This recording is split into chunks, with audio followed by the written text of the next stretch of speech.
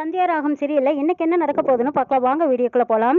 Carrom board விளையாடிட்டு இருக்கிறாங்க. 4 பேர் 4 திசையில் உட்காந்து விளையாடிட்டு இருக்கிறாங்க. மாயா ஜெயிக்கும் போதெல்லாம் தனாவோட முகம் வேற மாதிரி மாறிடும். ஒரு பொறாமத்தனம், ஈகோ எல்லாம் முகத்தில் காட்டுவாங்க. அப்போ மாயா பார்த்துட்டு, ஓ உன்னோட ஈகோ இன்னும் குறையவே இல்லையா, சரி உன்னோட கோவத்தை தணிக்கிறதுக்கு நானும் ஏற்பாடு பண்ணுறேன் அப்படின்னு நினச்சிக்கிட்டு மாயாவும் விளையாடும் போதெல்லாம் ஒவ்வொரு தடவையும் ஜெயிச்சு வருவாங்க. தனா முகம் அப்படியே மாறிடும். அங்கே இருந்தவங்க முகமும் சில பேர்த்தோட முகமாக மாறும். அதுக்கப்புறம் தனா ஜெயிக்கும் போதெல்லாம் அங்கிருந்து எல்லாருமே கை தட்டுவாங்க. மணிவண்ணன் முதற்கொண்டு எல்லாருமே தனா ஜெயிச்சது கை தட்டுவாங்க. மாயாவும் ரகுராம் மட்டுமே இன்ட்ரெஸ்டாக விளையாடிட்டு இருப்பாங்க. மாயா ஜெயிக்கும் போது எல்லாத்தோட முகமாக மாறிடும். அடுத்தது மாயாவே பார்த்துட்டு, சரி தனாவுக்காக நம்ம விட்டு கொடுத்தே ஆகணும் அப்படின்னு சொல்லிட்டு கேரம் போர்டில் அவங்க விட்டு கொடுத்துட்றாங்க. தனா ஜெயிச்சதுக்கு அப்புறமா எல்லாரும் ஆஹா ஓஹோன்னு தனாவை பாராட்டுறாங்க. மாயா அப்போ கூட மனசில் நினைப்பாங்க, தனா நீ ஜெயிக்கிற வரைக்கும் நான் ஆட்டத்தை முடிக்க மாட்டேன்னு நினச்சிக்கிட்டு மாயா விளையாடிட்டே இருப்பாங்க. தனா ஜெயிக்கிட்டுனே விட்டு கொடுப்பாங்க. தனாவும் அது புரிஞ்சுக்காம மாயாவை கண்டிப்பாக ஜெயிச்சே ஆகணும், எப்படியாவது ஜெயிச்சாகணுங்கிற ஒரு வெறியிலையும் கோவத்துலையுமே விளையாடிட்டு இருப்பாங்க. தனா ஃபைனல் விளையாட்டு நீ வின் பண்ணி நம்ம கௌரவத்தை காப்பாத்துங்கிறாங்க மணிவண்ணன். கண்டிப்பாக நான் தான் ஜெயிக்க போறேங்கிறாங்க. தனா அதே மாதிரி தனா விளையாடிடுறாங்க, ஜெயிச்சிடுறாங்க. அங்கிருந்த அத்தனை பேரும் கை தட்டி ஆறாவரமா சந்தோஷமா மணிவண்ணன் குதின்னு குதிக்கிறாங்க. ஆஹா நாங்கள் தான் ஜெயிச்சோன்னு. ஆனால் ஜெயிச்சா பெட்டி கட்டுறேன்னு சொன்னீங்கல்ல, அது என்னது பொருள் எடுங்கிறாங்க. கண்டிப்பாக நான் கொடுக்குறேன் சித்தப்பா அப்படின்னு சொல்லிட்டு மாயாவோட கையில் இருந்த மோதிரத்தை ரகுராம் கையில் கொடுக்குறாங்க. பெரியப்பா அப்பர் தடவை நான் போட்டியில் ஜெயிச்சிருக்கு, நீங்கள் எனக்கு போட்ட மோதிரம் இப்போ தனா ஜெயிச்சிருக்கா உங்க கையால, நீங்க அவளுக்கு இந்த மோதிரத்தை போட்டு விடுங்க பெரியப்பான்னு சொல்லி மாயாராம் கையில கொடுக்குறாங்க. ரகுராம் அதை வாங்கி தனா கையில போட்டு விடுறாங்க. தனா கையில மோதிரத்தை பார்த்துட்டு பத்மா, பார்வதி, சாரு இவங்க எல்லாரும் ஆஹா உன் கைக்கு இந்த மோதிரம் ரொம்ப சூப்பரா இருக்கு அப்படின்னு பாராட்டிட்டு இருக்கிறாங்க. இந்த பக்கமா மணிவண்ணன் கேட்கறாங்க, மச்சான் லேடிஸ்க்கு லேடிஸ் கொடுத்துட்டாங்க, நீங்க எனக்கு என்ன கொடுக்க போறீங்கன்னு கேட்கறாங்க. மச்சான் என்ன கொடுக்கலாம்னு திருன்னு முழிக்கிறீங்களா, எனக்கு பெருசா எதுவும் வேண்டாம், 200 ரூபீஸ் மட்டும் இருந்தா போதுங்கிறாங்க.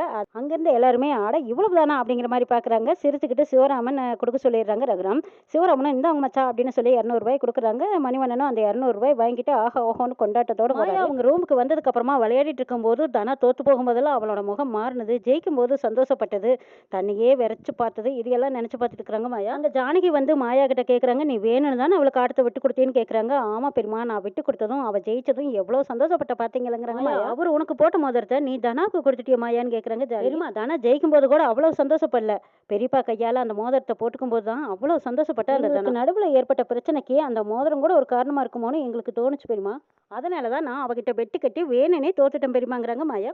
மாயா உன்னை பார்க்கும்போது என்னை பார்க்குற மாதிரியே இருக்கும். ஆமாம் நான் என் தங்கச்சிக்காக நிறைய விட்டு கொடுப்பேன், அவளும் எனக்காக நிறைய விட்டு கொடுப்பாங்கிறாங்க. பெரியமா யாருக்கு விட்டு கொடுத்தது, இந்த மாதிரி சின்ன சின்ன விஷயங்களுக்காக நீங்கள் ஆசைப்பட்டிருக்க போறீங்க, நீங்கள் தான் உங்கள் வாழ்க்கையவே எங்கள் அம்மாவுக்காக விட்டு கொடுத்துருக்கீங்க பெரியமா. மாயா இப்போ கூட என் தங்கச்சி உனையை எனக்காக விட்டு கொடுத்துருக்கான்னு சொல்கிறாங்க. ஆமாம்மா உங்கள் தங்கச்சியை நீங்கள் எப்போவுமே விட்டு கொடுக்க மாட்டீங்களா பெரியமாங்கிறாங்க மாயா. இப்போ இல்லை எப்போவுமே என் தங்கச்சி சந்தியாவை நான் விட்டு கொடுக்கவே மாட்டேன், ஆனால் தனா உங்ககிட்ட கோச்சிக்கிட்டு இருக்கும்போது நீ விட்டு கொடுத்துருக்கிறத பார்க்கும்போது உருவத்தில் உன்னையும் என் தங்கச்சி உருவத்தில் தனாவையும் பார்க்குற மாதிரியே இருக்குங்கிறாங்க ஜானகி. நானும் சந்தியாவும் வாழ முடியாத வாழ்க்கையை நீங்க 2 பேரும் வாழ்ந்துட்டு இருக்கிறத பார்க்கும்போது எனக்கு ரொம்ப சந்தோஷமா இருக்குதுங்கிறாங்க ஜானகி. தெரியுமா நீங்க ஆசைப்படுற மாதிரியே நானும் தனாவும் ரொம்ப சந்தோஷமா வாழ போறோம் பாருங்களேன். எனக்கும் தனாவுக்கு இருக்கிற பாண்டிங் அந்த அளவுக்கு ஸ்ட்ராங்கா இருக்கு பெரியமா. பெரியப்பா என்கிட்ட அன்பா இருக்கிறது அவளுக்கு எங்கேயோ ஒரு இடத்துல சின்னதா ஒரு பொசிஷனஸ் வந்திருக்கு. அந்த சங்கடத்தை சரி பண்றதுக்காகத்தான் பெரியப்பா கையாலேயே அவர் கொடுத்த மோதிரத்தை நான் தனாவுக்கே போட்டு விட சொன்னேன்.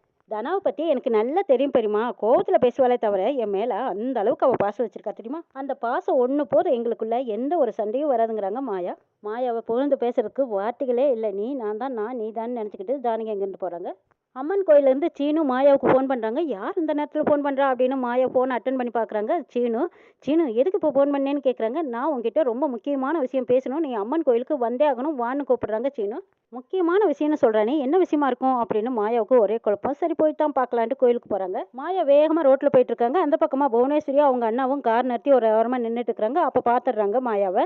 அண்ணே அங்கே போகிறது மாயா தானே அப்படின்னு புவனேஸ்வரி கேட்குறாங்க. ஆமாம் மாயா தான். இது ரகுராம் வீட்டில் இவளை மட்டும் எப்படி இவ்வளோ சுதந்திரமாக விட்டுருக்கான் அப்படின்னு நினைக்கிறாங்க புவனேஸ்வரி. இவ அமெரிக்காவிலேருந்து வரும்போது ஃபோன் சார்ஜ் கூட எடுத்துகிட்டு வராதவளுக்கு ஸ்கூட்டியான்னு கேட்குறாங்க. இன்னைக்கு அவள் உல்லாசமாக பறக்கிறதுக்கு ஸ்கூட்டி வாங்கி கொடுத்துருக்கானே அப்படிங்கிறாங்க. அவள் எதில் தான் போனால் நம்மளுக்கு என்னென்ன, ஆனால் அவள் இவ்வளோ அவசரமாக வண்டி எடுத்துகிட்டு எங்கே போகிறான்னு தெரியலையேங்கிறாங்க. அது என்ன தெரிஞ்சுக்கிறதுக்கு பெரிய விஷயமா என்ன, அவள் பின்னாடியே நாமளும் போய் பார்த்தா என்னென்னு தெரிஞ்சுக்க போகிறோங்கிறாங்க. நீ சொல்கிறது தான் கரெக்டு, வா அவள் பின்னாடியே போய் பார்க்கலாம் அப்படின்னு சொல்லிட்டு இவங்க 2 பேரும் கார் ஏறி போகிறாங்க. முன்னாடி மாயா வேகமாக போயிட்டு இருக்காங்க. மாயா வந்ததும் அவசரமாக கோயிலுக்குள்ளே போகிறாங்க. அங்கே போய் எங்கே சீனு காணுமே அப்படியே அங்கங்கே நின்று தேடிட்டு இருக்கும்போது அங்கே ஒரு அம்மா வர்றாங்க. என்னம்மா நரசாவத்தை போகிற நேரத்தில் கோயிலுக்கு வந்திருக்கியே, சரி சரி சீக்கிரமாக போய் சாமி கும்பிட்டு வெளியில் வான்னு சொல்லிட்டு போயிடுறாங்க.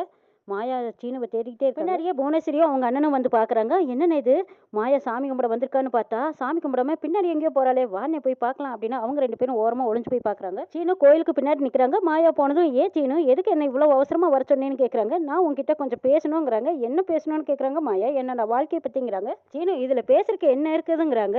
இங்கே பாரு, தயவு செய்து புரிஞ்சுக்கோ மாயா, நீ இல்லைங்கிற நினைப்போட என்னால் வாழவே முடியாதுங்கிறாங்க. அந்த பக்கமாக புவனேஸ்வரியும் அவங்க அண்ணனும் ஒட்டி கேட்டுட்டு இருக்காங்க. மேலே என்கிட்ட பேசாமல் என்ன நினைக்காம எப்படி தான் இருக்க முடியாது? நீ என்ன லவ் பண்ணது உனக்கு ஞாபகத்தில் இருக்கா இல்லையா? ஒரே வீட்டில் இருந்துக்கிட்டு உன்னை பார்த்தும் பார்க்காம என்னால் இருக்கவே முடியல மாயா. என்னென்ன இது ஒரு புது கதையாக இருக்குதுங்கிறாங்க புவனேஸ்வரி. அடா ஆமா, இப்படி ஒரு காதல் கதை ரகுராம் வீட்டுக்குள்ளே ஓடிட்டு இருக்குதாங்கிறாங்க அவங்க அண்ணா. மாயா, நான் கேட்கறக்கெல்லாம் நீ எதுவுமே பேசாமல் இருக்க. வீட்டில் உங்ககிட்ட பேசலான்னு வந்தா என்கிட்ட பேசாதேன்னு சொல்லிட்டு நீ பாட்டுக்கு போயிட்டே இருக்க. வந்தாலும் என்னோட பதில் ஒன்று தான் சீனு, நீ என்னை மறந்துடு சீனு, அதுதான் உன் வாழ்க்கைக்கே நல்லது, எனக்கு நல்லதுங்கிறாங்க மாயா. எப்படி மாயா உன்னால் இப்படியெல்லாம் சொல்ல முடியுது? அவசர அவசரமாக தாலி கட்ட போகிற நேரத்தில் என்னை மறந்துடுன்னு சொன்னால் இது எப்படி நியாயமாகும்னு கேட்குறாங்க சீனு. இதுக்கெல்லாம் உனக்கு ஏற்கனவே நான் விளக்கம் கொடுத்துட்டேன். திரும்ப திரும்ப நீ அதையவே பேசாத. எனக்கு என்னை விட என்னோட வாழ்க்கையை விட எனக்கு இந்த குடும்பத்தோட மானம் மரியாதை கௌரவம் தான் முக்கியம் சீனு. அதனால தான் நான் அப்படி ஒரு முடிவு எடுக்க வேண்டியதாக போச்சுங்கிறாங்க மாயா. கல்யாணம் பண்ணிக்கிட்டு நாம இங்கே இருந்தால் தானே மாமாவுக்கு அவமானம். நாம கல்யாணம் பண்ணிக்கிட்டு வேற எங்கேயாவது போயிட்டா எல்லாருமே கொஞ்சம் நாளையில மறந்துடுவாங்கல்ல மாயா. பைத்தியம் மாதிரி பேசாத சீனு. 21 வருஷத்துக்கு முன்னாடி இப்படி தான் எங்கள் அம்மா ஓடி போயிட்டாங்க. அதையெல்லாம் இந்த குடும்பத்தில் இருக்கிறவங்க மறந்தா போயிட்டாங்க.